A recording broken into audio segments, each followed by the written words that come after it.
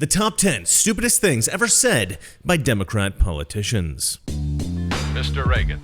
10 is obviously an absurdly inadequate number. And while collecting the videos to put on here, I decided to do an entire AOC video, which is already up. Watch it after this one if you'd like. It's amazing. I also decided to do top 10 videos on Joe Biden and Maxine Waters. Watch out for both of those coming out in the next few days. And we start with number 10. But before that, I have to sell you something. What can you say about gold right now? It's zooming ahead, up around 24% since this time last year. It's projected to reach $1,600, even $2,000, according to CNBC recently. And this was before the China virus broke out. With so much uncertainty at the moment, the stock market wobbling, gold in your IRA or 401k makes sense.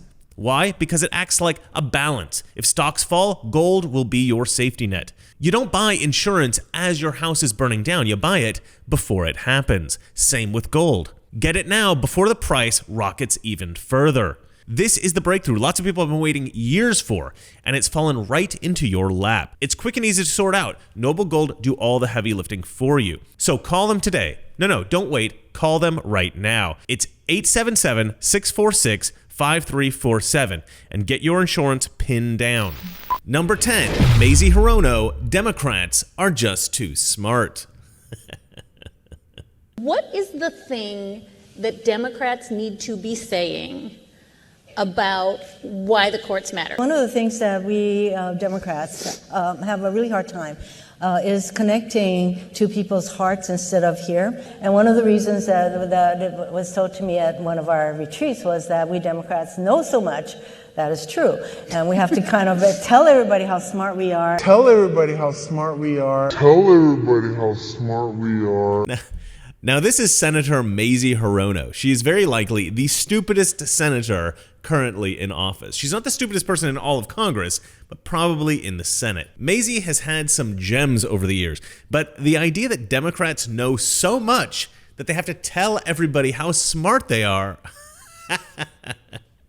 well, that's just hilarious. Just to be clear, it's true that Democrats tend to have more PhDs, stuff like that. But as has been pointed out recently with Bloomberg's moronic comments, a lot of farmers are a heck of a lot smarter than your typical PhD. I'm sorry, you don't need a PhD to be brilliant, and it's clear to me that a lot of members of this super smart political party are just morons. Mazie Hirono in particular should not be talking about anyone's intelligence.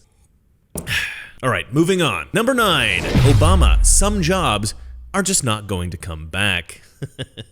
When somebody says, like the person you just mentioned, who I'm not going to advertise for, that he's going to bring all these jobs back.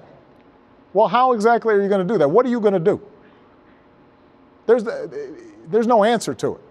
He just says, well, I'm going to negotiate a better deal. Well, how exactly are you going to negotiate that?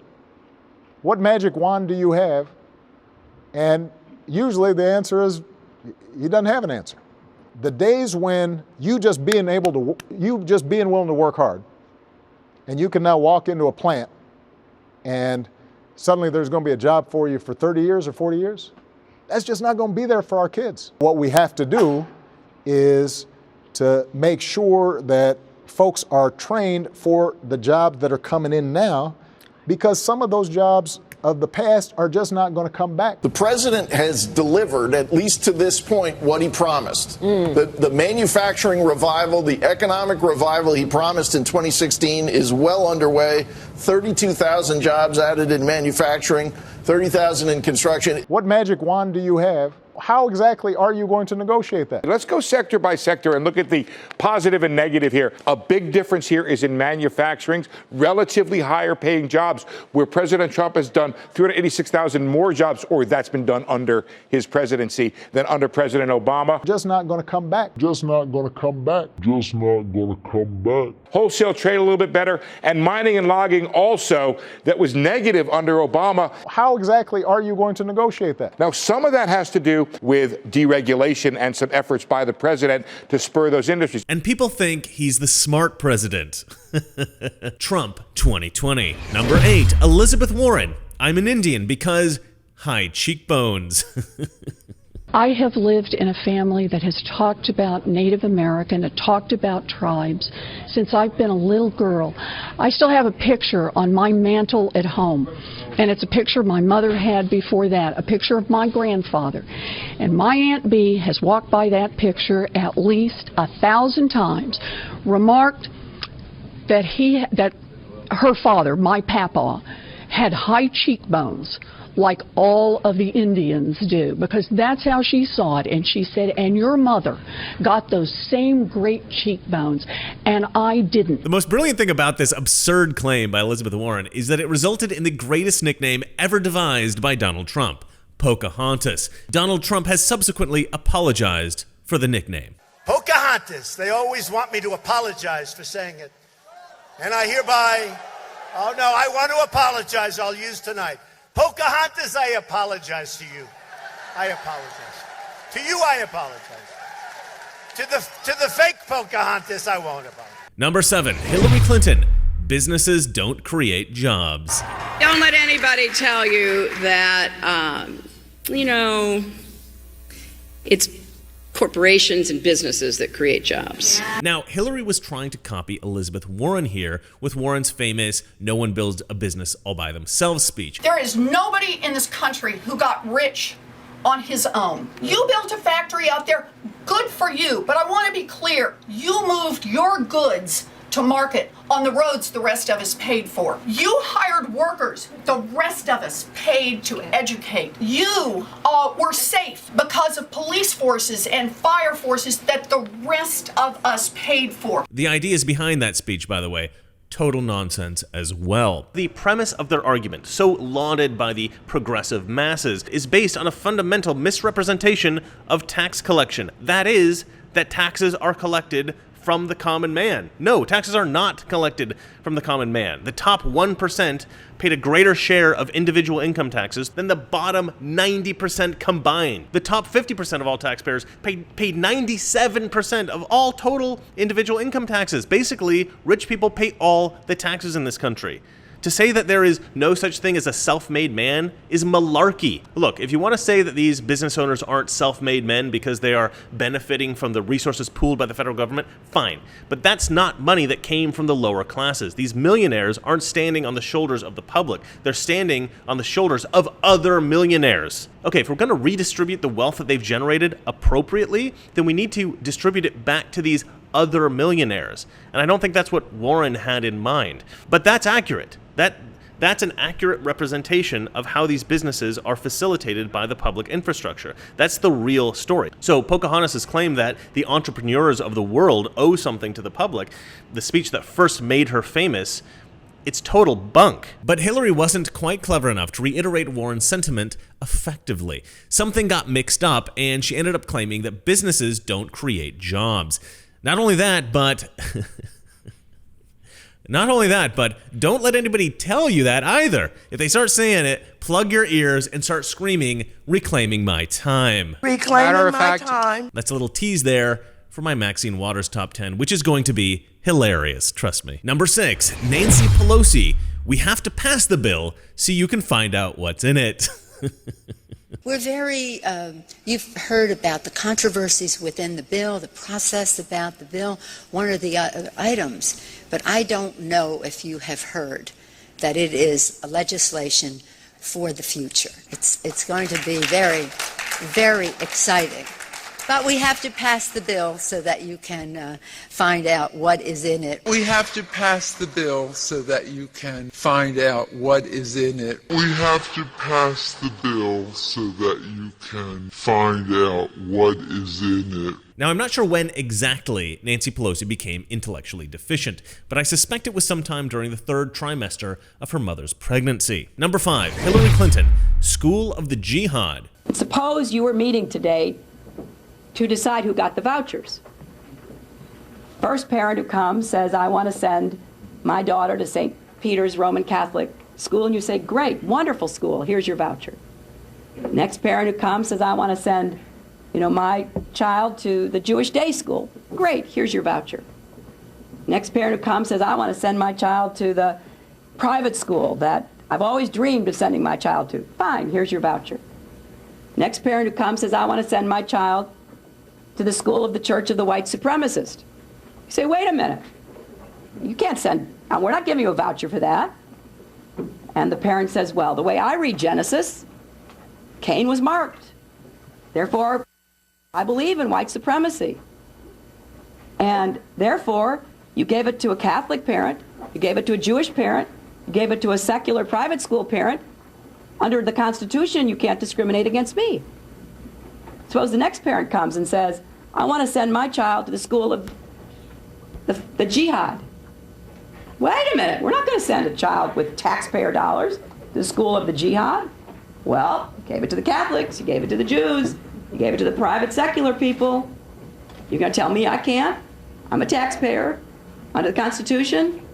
Now, tell me how we're going to make those choices. This particular moment is one of my favorite stupid things said by Democrats. It's one of my favorites because a voucher system is so critically important for our country, and Hillary just proved how completely irrational the left is for opposing it. They call themselves pro-choice, but not when it comes to choosing schools for your children. They say they're pro-teacher, but not if that teacher might get paid on their merits. They say they're pro-Black America, but not when it comes to actually educating struggling Black children, clearly. Number 4, Obama, 57 states. It is just wonderful to be back in Oregon, and over the last 15 months we've traveled to every corner of the United States. I've now been in 57 states. I think one left to go. I don't even know what to say about this. The guy was the president of the United States, and now he's the left's greatest hero. Okay. Number 3, Bernie, calling Wolf Blitzer Jake. I love this one. We're going to Orlando next week, and I'll tell you one of the issues that concerns me, Jake. That's where they're going. Isn't that good enough for you?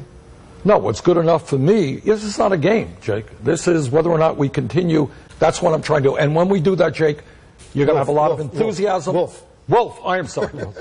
I'm looking at the sign over there.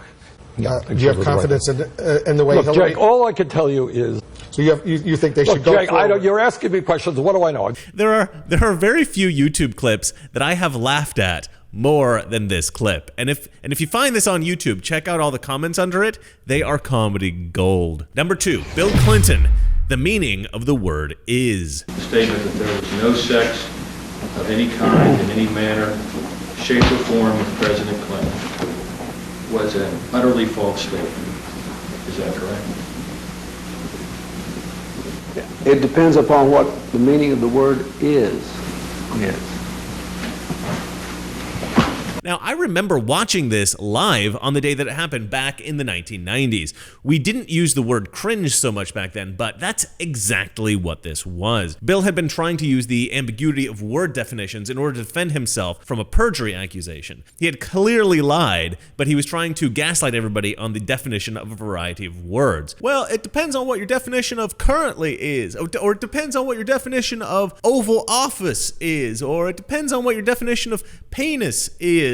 Stuff like that. And then came the most absurd attempt of all. It depends on what your definition of is. He actually pauses for a split second on that one. It depends upon what the meaning of the word is. Yes. And I always imagined that what he was thinking in that moment was, don't laugh, don't laugh. It's hard to believe that there is a stupid thing stupider than Bill Clinton's questioning of the definition of is.